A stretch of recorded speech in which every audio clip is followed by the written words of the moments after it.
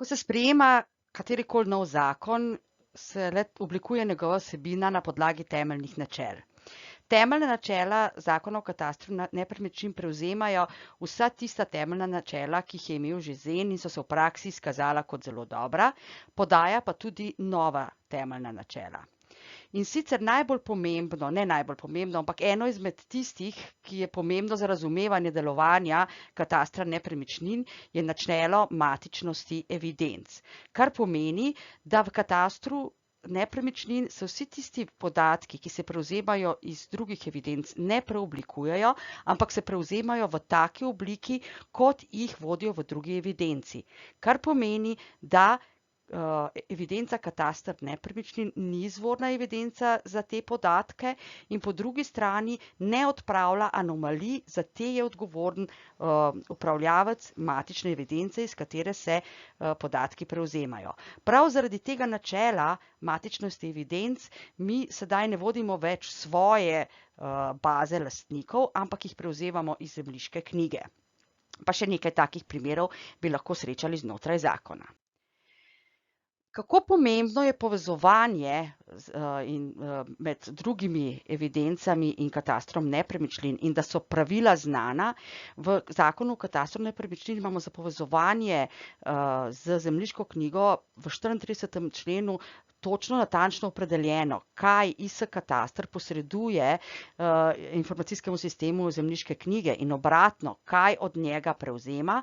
Podano pa je tudi, da bo možen vpogled v določene zadeve v zemljiški knjigi in sicer to se nanaša na plombe, to žal zdaj še ne deluje, in pa na preverjanje enakega pravnega položaja med parcelami. Se pravi, v bistvu celoten 35. člen natančno opredeljuje podatke pa protokole, bom rekla, na eni strani za prevzemanje podatkov iz ene evidence v drugo evidenco. Potem pa imamo še 35. člen ZKN, ki pa podaja pravila za povezavo katastra nepremičnin z drugimi evidencami. Kot sem danes tekom predavanja že večkrat omenila, če v nekem matičnem zakonu drugem definirajo, da se bodo določeni podatki prevzemali iz katastra nepremičnin ali pa da se bodo posredovali v katastru nepremičnin, se bodo tam tudi izkazovali, mora to zakon definirati na način, da se to počne po pravilih, ki jih definira ZKN. Podaja pa ZKN 5 možnosti. Pa če si pogledamo, prva možnost je, da v katastru nepremičnin vodimo lokacijske podatke druge evidence. Na tak način se bojo vodile grafika gradbenih parcel v katastru nepremičnin. Če se povezuje druga evidenca s katastrom nepremičnin na tak način, potem tako spremembe v katastru nepremičnin vplivajo na samo evidenco, ta drugo, s katere pridobivamo to podatke, in obratno, spremembe druge evidence vplivajo na sam kataster nepremičnin. Potem druga možnost je s povezavo druge evidence na lokacijske podatke katastra, tako naj bi se vodila grafika namenske rabe, se pravi, vezala naj bi se na točke parcelnih mej. Potem seveda to že poznamo s presekom grafičnih podatkov, tako se vodi dejanska raba v tem trenutku. Potem z vpisom parcelne številke, številke stavbe, številke dela stavbe ali številka naslova v drugo evidenco. Zaenkrat se verjetno bo večinoma evidenc, ki niso toliko grafično močne, povezovale na ta način in pa recimo z vpisom neke identifikacijske oznake elementa druge evidence v katastr nepremičnin. Na ta način se bo pa vodil v katastru nepremičnin identifikator gradbene parcele. Zdaj, če si pogledamo primere, če bi mi delali tako, recimo, kot je prvi primer, se pravi z vpisom grafičnih podatkov v katastr nepremičnin, smo rekli, da bo to tako izgledalo vodenje gradbene parcele. Se pravi, kako bo druga evidenca vplivala na kataster nepremičnin. Se pravi, če bo prišlo do spremembe gradbenega dovoljenja, se bo spremenila tudi parcela, v smislu tem, da bo dobila, da se bo vključila v gradbeno parcelo. Se pravi, v gradbenem dovoljenju, za spremembe gradbenega dovoljenja se je tudi parcela 1023/3 opredelila kot gradbena parcela. Posledica tega je, da se bo zdaj vodilo kot podatek, da je gradbena parcela, obe parceli, se pravi tista, ki je bila že prej in tudi še nova. In obraten, kako bo pa naša evidenca vplivala na evidenco gradbenih parcel. V primeru, da imamo parcelo 99/2 in da se izravnava meje izvrši med parcelo 99/2 in 99/1, potem bo seveda novo stanje, se pravi nova meja postala tudi meja gradbene parcele. No, potem imamo primer recimo za namensko rabo. Mi imamo določeno namensko rabo. Če se karkoli zgodi v naši evidenci, recimo, da pride do parcelacije, se s tem grafika, same položaj namenske rabe ne bo spreminjal, ampak bo pa vseboval tudi novo nastalo parcelo.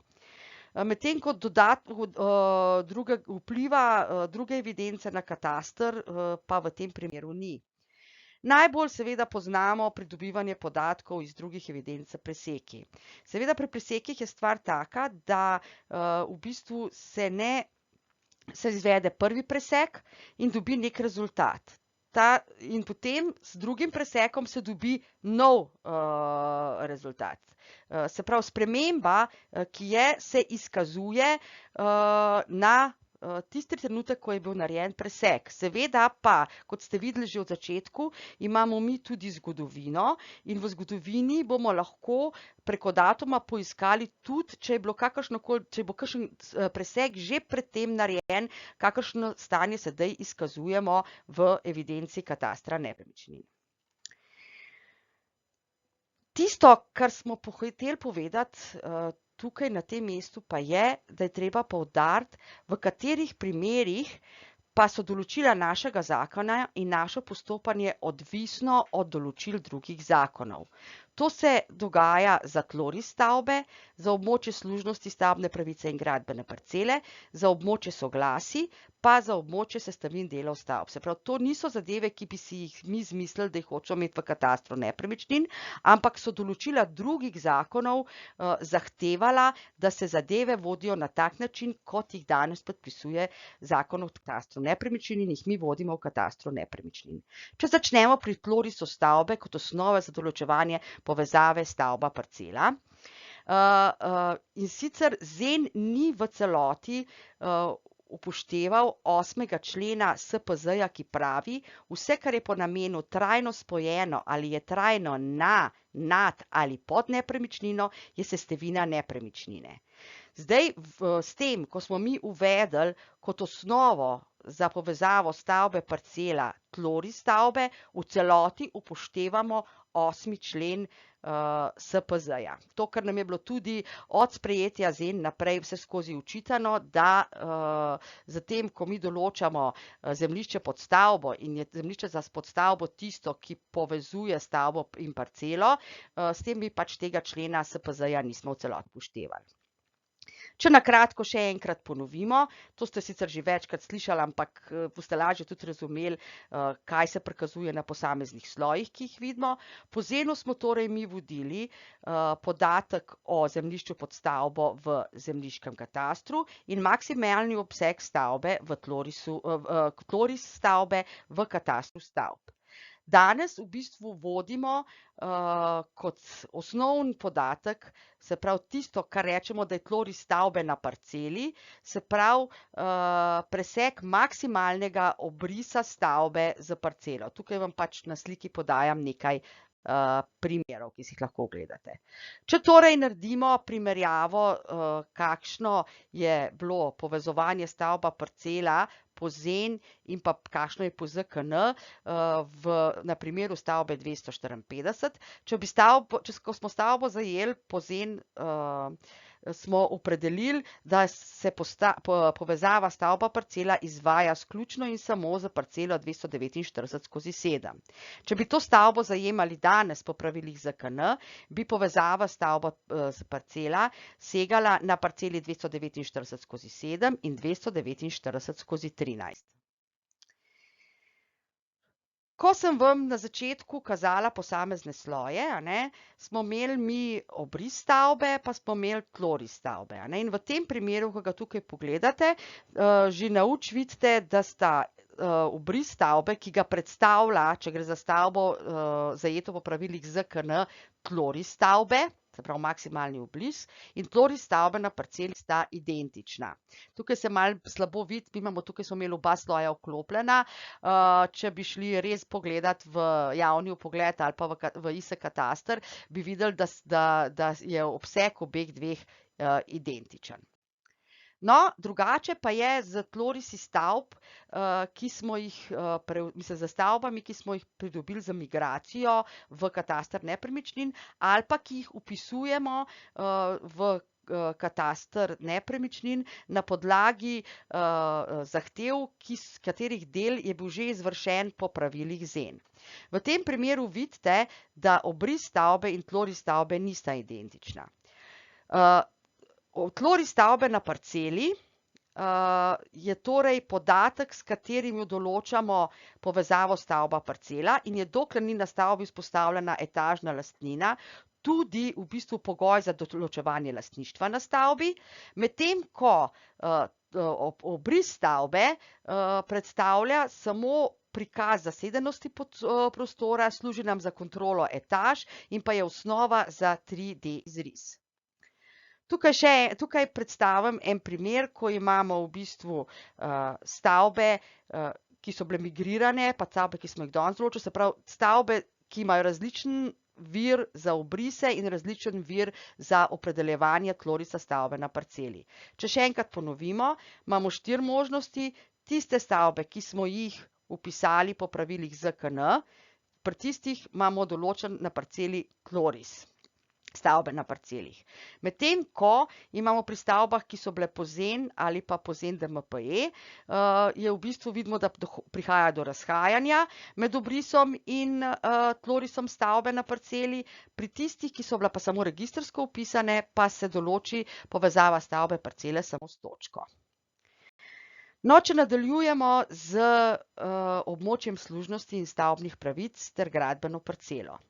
Povod za to, da smo mi začeli, da mi imamo katastrski postopek vrisa območja stavbne pravice pa stvarne služnosti v katastru nepremičnin, je bil 182. člen Zakona o urejanju prostora, ki je zahteval, če je kot sestavina gradbene parcele določeno območje služnosti ali stavbne pravice, je potrebno te sestavine tudi vpisati v kataster nepremičnin. Recimo na primeru Telekoma imate tlele parcela številka 2, za to stavbo gradbeno parcelo sestavljata ta parcela in pa dostop do te parcele preko parcele številka 1. Če hočemo imeti gradbeno parcelo evidentirano kot je treba, moramo seveda evidentirati območje služnosti, parcela je pa bila že evidentirana v katastru nepremičnin. Po sprejetju ZUREP-a 3, ZUREP-3 vsebinsko prevzema enaka določila, kot jih je imel ZUREP-2, s tem, da jih nekoliko drugače obrazlaga. Morate se zavedati, da ko je bil sprejet ZUREP-2, še ni bil sprejet zakon o katastru nepremičnin. ZUREP-3, ki je stopil v veljavo s 1. junijem 2022, pa je v bistvu bil sprejet že potem, ko je bil sprejet zakon o katastru nepremičnin. Poglavitno je, da ZUREP določa, da so gradbene parcele sestavlja ena ali več parcel, lahko tudi območje stvarne pravice ali pa območje stavbne pravice, in da v bistvu, vkolikor so tudi sestavine območja stvarne služnosti in območja stavbnih pravic, da tudi te sestavljajo gradbeno parcelo, morajo biti vse sestavine vpisane v kataster nepremičnin.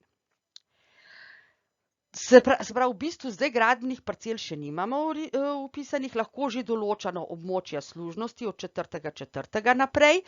Kdaj pa predvidevamo, da bo zadeva res nujna? Zdaj mi vemo, da zakon o katastru nepremičnin podaja samo infrastrukturo, da se lahko vpišejo območja stavbnih pravic in stvarnih služnosti v kataster nepremičnin. Potem pa se stranka sama odloči ali ne, razen v primeru, ko bo pridobivala gradbeno dovoljenje za stavbo po 1. januarju 2023. Namreč 321. člen Zakona o urejanju prostora namreč pravi, da se bojo začela pridobivati gradbena dovoljenja po novem s 1. januarjem 2023 in takrat bo tudi potrebno, da se evidentirajo za to, da bomo na koncu prišli do uporabnega dovoljenja. Tukaj vidite, boste videli, da je malo diskrepance pri vsej zadevi, da bomo lahko prišli do gradbenega dovoljenja, bomo morali začeti evidentirati za gradbene parcele tudi območje služnosti in stavbnih pravic, če bojo te sestavljale gradbeno parcelo. Je pa na tem mestu treba poudariti, da to gre za služnosti dostopa, ne za služnosti recimo priklopa na elektro, zato ni obvezno. Ampak, če del gradbene parcele predstavlja dostop, ki gre po drugi parceli in se ta ureja služnostjo, je tako služnost, tako območje služnosti potrebno vpisati v kataster nepremičnin. Da nam bo lažje razumeti, kako naj bi šel postopek, moramo povedati, da imamo mi nekako 3 nivoje povezave katastra nepremičnin z služnostjo. No, pravzaprav prvi nivo ni povezave. Če je stvarna pravica ali pa služnost že vpisana v zemljiško knjigo, zanjo območja po trenutno veljavni zakonodaji ne moramo določati. To je jasno zapisano v obrazložitvih Zakona o katastru nepremičnin. Potem pa seveda, ko mi določamo območje, ko mi izvajamo ta katastrski postopek, pravno še ni ničesar, nobene pravica še ni nikjer vidna je samo lastninska pravica lastnika na parceli, se pravi služnostnega zavezanca. Služnostni upravičenec ni še nikjer vpleten v naše evidence. Zato mi, ko je v bistvu enkrat postopek končan, ko je uveljavljen, se pravi, ko je pravnomočna odločba o vpisu območja služnosti ali stavbne pravice v kataster je izdana in je pravnomočna, potem se ob uveljavitvi to območje vpiše v začasni sloj. In šele s trenutkom, ko je tudi v zemljiški knjigi vpisana služnost in vzpostavljena povezava z območjem naše služnosti, ki je vpisana v katastru nepremičnin, se tej služnosti pripiše identifikator ali pa stavbni pravici, ki se vodi v zemljiški knjigi in se pouči tudi v katastar nepremičnin imetnike stavbne pravice ali stvarne služnosti in tak sloj, taka območje služnosti je potem tudi viden javno, v javnem pogledu, zanj celo bomo izdajali potrdila preko našega katastra nepremičnin, tako da se pravi gre v sloj katastra nepremičnin. Zdaj, kako pravilno postopati, to vas bojo večkrat spraševali, zato ker ne projektanti, ne notarji, ne odvetniki te stvari nekaj preveč ne obvladajo. Kako je najbolj speljati postopek, da ne bomo imeli težav? Se pravi, gradbena parcela se določi v projektni dokumentaciji.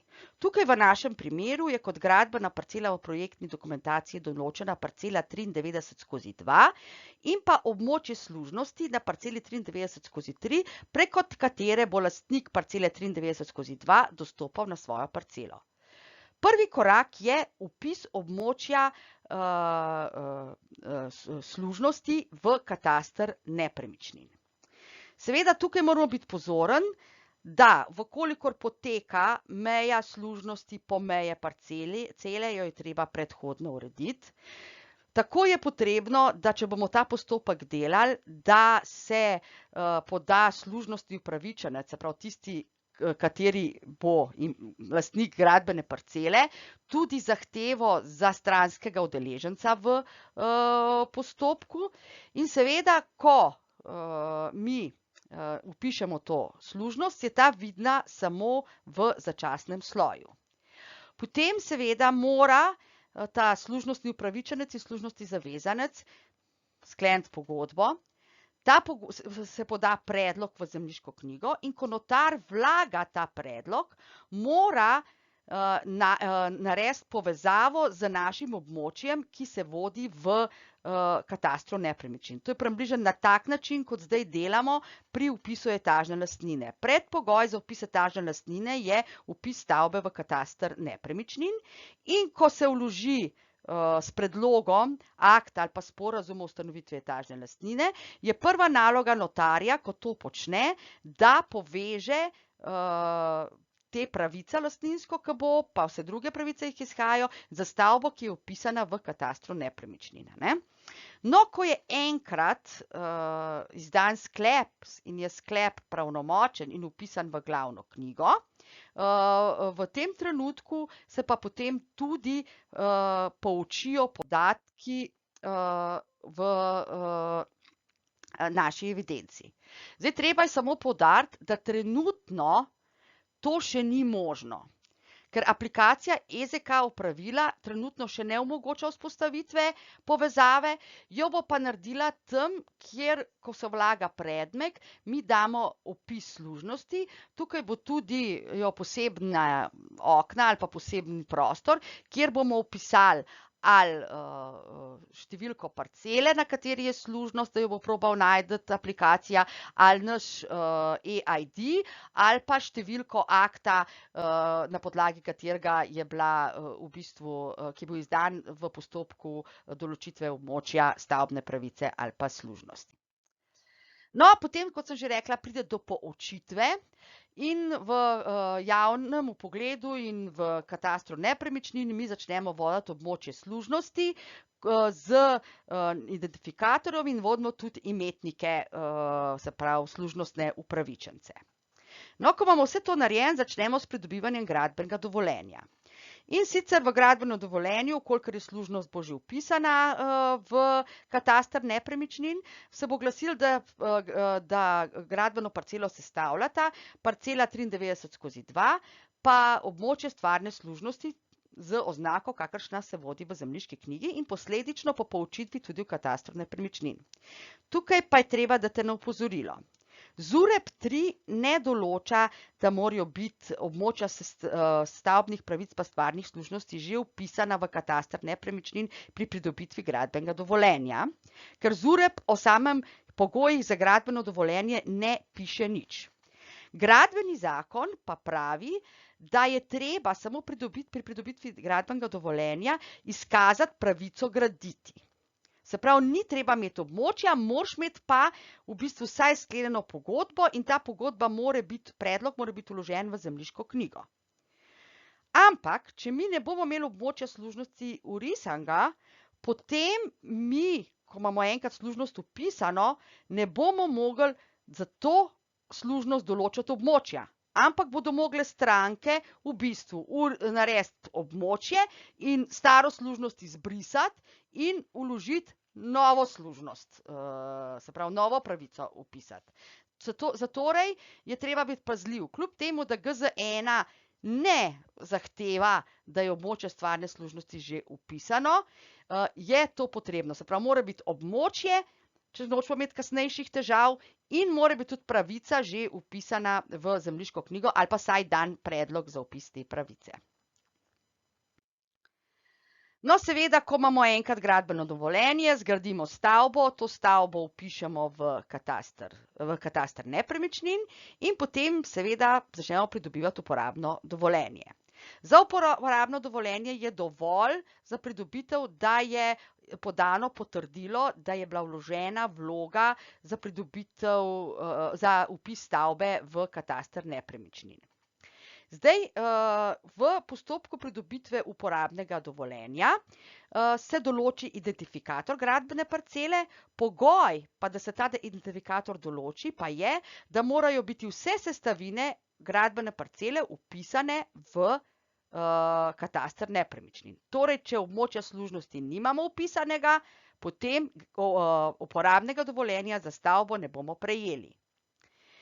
No, ko pa je odločba o določitvi gradbene parcele, se pravi, ko je uporabno dovoljenje pravnomočno, se bo pa gradbena parcela z identifikatorjem in svojim območjem, tako v grafiko kot v atributni del naše evidence, tudi vpisala in jo bomo mi tudi vodili v katastru nepremičnin in zanjo celo za njen obseg izdajali potrdila, to je uradno potrdilo, ki ga določa pravilnik o potrdilih, ki ga imamo, se pravi, bomo izdali tudi potrdila iz katastra nepremičnin.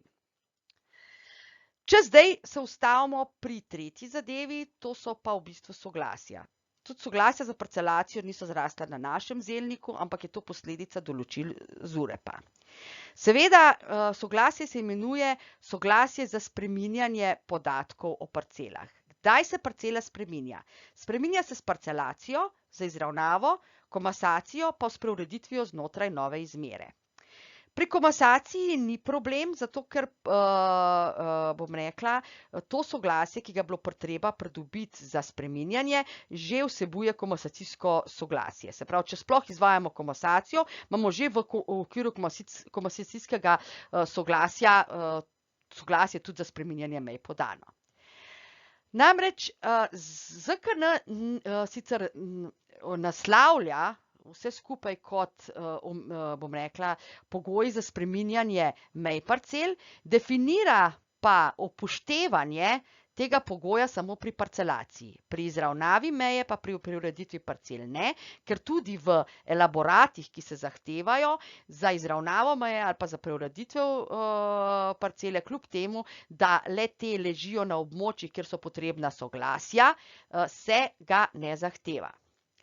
Zdaj, seveda, vi ste, Suzana je, ko je razlagala sloje, vam že pokazala, kako to zgleda v katastru nepremičnin, se pravi, če nam parcela leži znotraj tistega plavo-zeleno obarvanega območja, potem moramo predhodno, preden hočemo narediti parcelacijo, pridobiti, bom rekla, soglasje od tistega, ki je posredoval omejitev.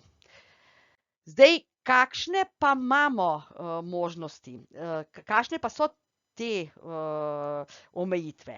Lahko imamo prepoved spreminjanja, ta mora biti časovno omejena, take prepovedi predvideva ZUREP3, tukaj to predvsem gre zaradi začasnih ukrepov, ki jih ZUREP definira v členih od 143 do 149, potem imamo pa nadzorovano spreminjanje. Pri nadzorovanem spreminjanju nimamo časovne omejitve, ampak določen mora biti pa organ, ki bo odločal o tem, a mi spreminjanje lahko izvedemo ali ga ne moremo izvesti. Omejitve so pa podane v 196. členu in v tem trenutku so te omejitve, ki jih imamo, te nadzorovane, možne samo tam, kjer je bil sprejet odlok na podlagi 196. člena ZUREP-a. No, ko se bojo pa začele določati gradbene parcele, bomo imeli pa tudi, se pravi, po 1.1.2023 bo pa omejitev tudi povsem tam, kjer bo vpisana gradbena parcela v kataster nepremičnin. Zdaj, če si še ogledamo določilo 77. člena, ki ste ga tudi že danes videli in imate tam noter napisan, kar je Suzana tudi rekla, da imamo lahko določeno območje na parcelo natančno, kar pomeni, da v aktu, ki to določa, so parcele taksitativno navedene, ali pa za območjem, se pravi, da tisti, ki daje omejitev, posreduje območje in se na podlagi preseka potem ve, katere parcele spadajo v to območje. Zdaj, tlele imam jaz en primer omejitev določen na parcelo natančno, gre za neko zavarovano območje in za začasne ukrepe. To je tudi pač treba poudariti, da večinoma bojo omejitve, ki se bodo taksitativno nanašale na parcele pri začasnih ukrepih, se pravi tam, ko bomo imeli tudi časovno omejeno to zadevo. Tudi že v predhodnih slajdih, ko je Suzana razlagala to tvarino, ste videli en primer odloka, tlele vam pa sam še enega za to za osvežitev dam.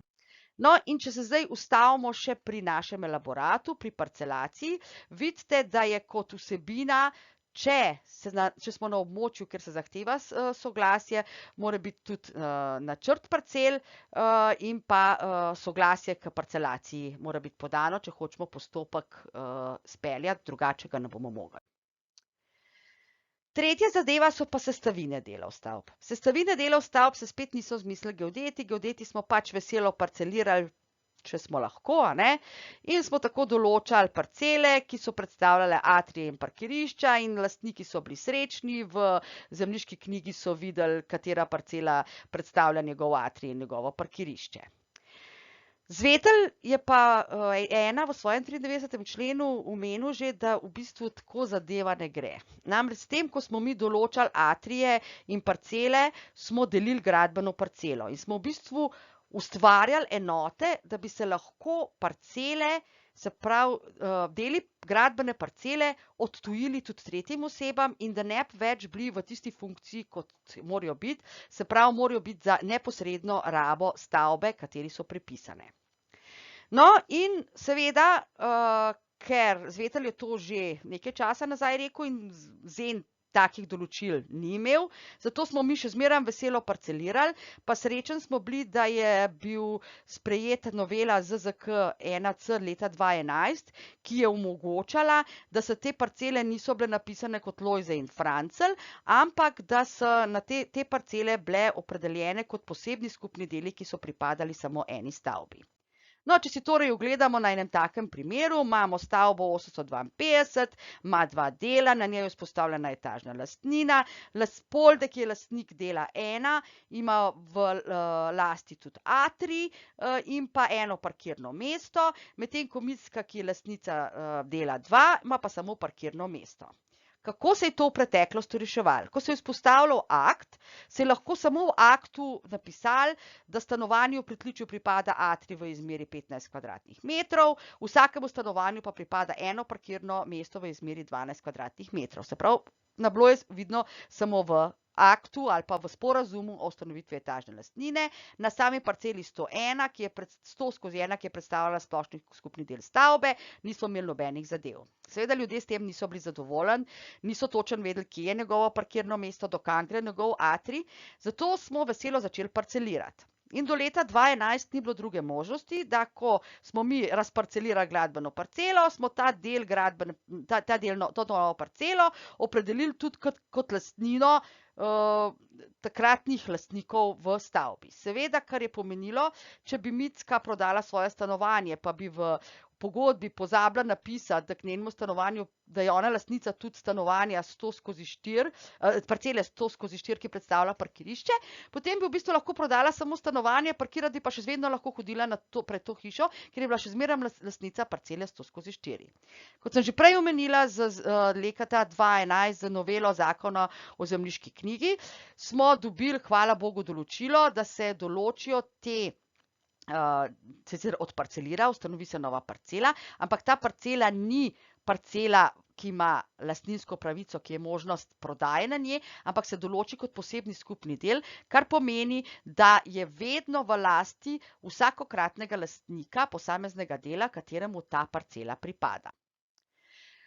V katastru nepremičnin mi zdaj vodimo tako lokacijske podatke kot atributne podatke za sestavine in v bistvu sestavina predstavlja del stanovanja, ki pa je določena na parceli, ki predstavlja pripadajoče zemljišče k stavbi, določi se lokacijsko z točkami in v bistvu določi se tudi atribute, kateri modelu stavbe pripada, na kateri parceli stoji, kakšna je površina te sestavine in kakšna je vrsta sestavine. Trenutno imamo možnost samo 2 vrst sestavin, to sta parkirno mesto in pa atrij.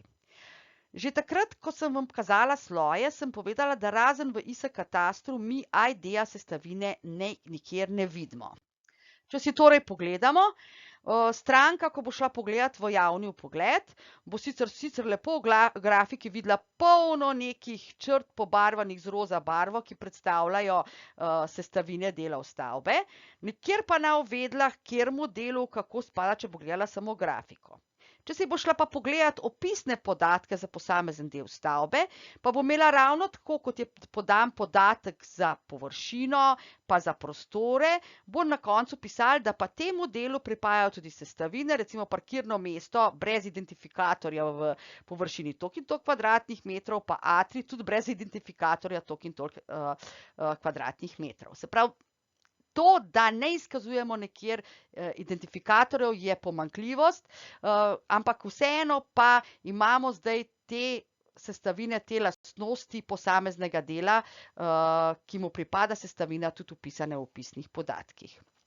Seveda, takoj naletimo, tukaj sem še enkrat podala tisti slajd, kjer pa lahko vidimo, kakšen identifikator ima posamezna sestavina. To lahko poizvedujemo preko sloja v katastru nepremičnin, se pravi preko sloja sestavin v katastru nepremičnin. Seveda takoj nas bojo potem kot geodete, zakaj smo te sestavine naredili, kako pa zdaj to vpisati v zemljiško knjigo. Sestavina stavbe ni samostojen predmet vpisa v zemljiško knjigo, ni enota v pravnem prometu, je povezana, je lastnost stanovanja, enako kot njena površina, kot njena raba. Zato je potrebno, ko nas bojo odvetniki in pa notarji spraševali, kako pa se zdaj to vpiše v zemljiško knjigo, to se ne vpiše. Seveda, ko pa v aktih ali sporazumih vpisujemo, kaj predstavlja posamezen del, da ne kupujemo mačka v žaklju, čeprav imamo vse lastnosti tudi že podane v katastru nepremičnin za posamezen del, pa bomo tam, kjer napišemo, kakšna je raba tega dela, kakšna je površina, se bo v aktu tudi napisali, da k temu delu pripadata tudi sestavina dela stavbe, atrij v izmeri toliko in toliko in parkirišče toliko in toliko. No, še nekaj stvari je treba povedati o sestavini.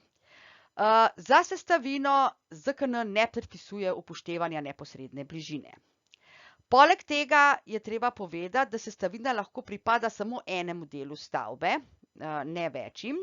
Verjetno se je zdaj v začetku dogajalo, da bo sestavina lahko bi hoteli, da bi pripadala večjim, ampak v tem trenutku to ni možno. Potem moramo vedeti, da se sestavine med seboj ne smejo sekati in še druga stvar, sestavine ne morejo segati na območju tlorisa zemljišča pod stavbo. Se pravi, tam, kjer stavba stoji na zemljišču, od spod ne more biti sestavina, zato ker vemo, da govorimo, da gre za območje, nek del zemljišča, ki ga lahko vsakokratni etažni lastnik, kateremu pripada, uporablja. V bistvu je, če bi pogledali s pravnega stališča, sestavina stavbe najbolj podobna opisu užitka, ki ga imamo, se pravi osebne služnosti užitka, kjer mi lahko v bistvu z območjem, kjer se ta užitek nahaja, počnemo več ali manj vse, razen z njega ne moramo razpolagati, se pravi, ne moramo ga odprodati.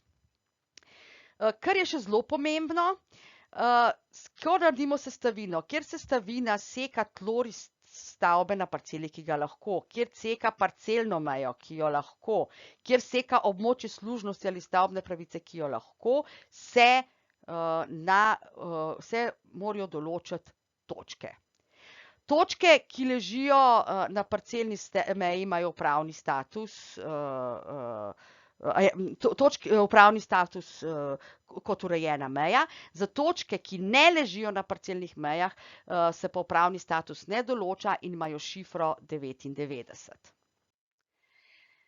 Nama s Suzano je bil tole izziv in upam, da sva ga uspešno prestale in upam, da bo vam vsem lepo preživeti tale čas, ko boste gledali tale video z nama in da boste izvedeli kar nekaj novosti ali pa predvsem osvežili tisto znanje, ki ga že imate, ki ste ga že pridobili in ga boste mogoče spravili majčkeno bolj v predalčke. Če bova karkoli od tega dosegle, je bo naš namen dosežen.